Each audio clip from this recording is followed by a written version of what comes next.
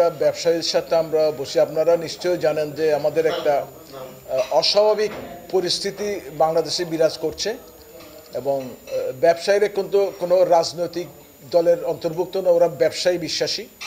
এবং বিগত 8 দিনের আমরা একটা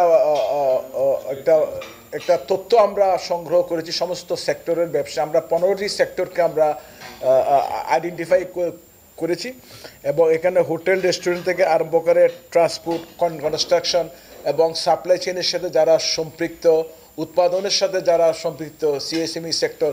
তো আমরা যেটা পেয়েছি এটা হচ্ছে আমাদের সর্বমোট 695 কোটি 64 লাখ টাকা আমাদের অ্যাপ্রক্সিমেট ব্যবসায়িক লস হয়েছে। এটা হচ্ছে আমাদের কথা। এবং আমাদের অন্যদিকে যেটা আমাদের ব্যবসায়ীদের যেটা আমাদের একান্ত ওদের অনুরোধ ছিল যে বিগত যে কয়দিন যে আমাদের 1 সপ্তাহ যে বিজনেস লস হয়েছে এবং এখনও কিন্তু আমাদের এখানে ট্যুরিস্ট আসছে না এবং ট্যুরিজম সেক্টরসে যারা সাপ্লাই চেইনে সম্পৃক্ত তারাও কিন্তু স্থবির হয়ে আছে।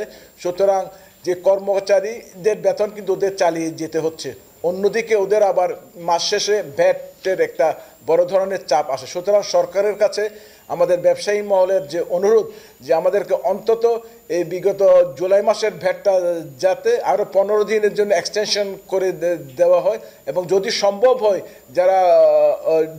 যারা কর্মচারী আছে অল্প বেতন তাদেরকে যদি কোনো ধরনের সাবসিডি বা প্রণোদনা, ক্যাশ সাপোর্ট দেওয়া যায় তাহলে আমাদের ব্যবসায়ীরা আবার ঘুরে দাঁড়াতে পারবে।